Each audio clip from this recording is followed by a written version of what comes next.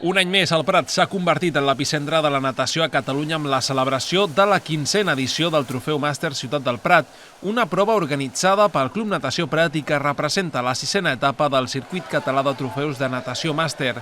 Enguany han participat 29 clubs, la majoria catalans, però també han vingut d'altres punts d'Espanya, com per exemple el Club Natación Jerez.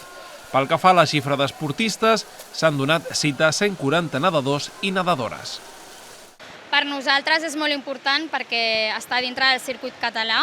Hi ha competicions màsters que no estan dintre del circuit i llavors són com trofeus, però el fet de venir al Prat i que sigui el trofeu, la federació et dona més punts.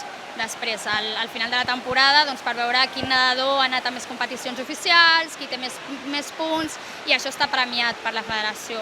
I per nosaltres és un plaer poder organitzar aquesta competició any rere any i que estigui dintre del circuit català. A total s'han dut a terme 27 proves durant la jornada que s'han dividit en 3 categories, 400 metres estils, 200 metres i relleus.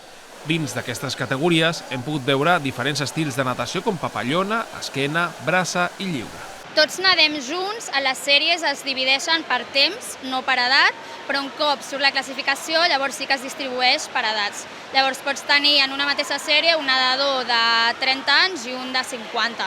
I moltes vegades el que fem és juntar sèries i pots tenir nedadors femenins i nedadors masculins. El nedador més gran que tenim aquest any està dintre de la categoria dels 85. O sigui que tenim nedadors molt joves però també molt veterans. Pel que fa a la temporada del Club Natació Prat, aquesta ha arribat al seu equador amb bones sensacions i confia en acabar la temporada arribant als campionats d'estiu amb el màxim nombre d'esportistes possibles i participar en els campionats d'Espanya.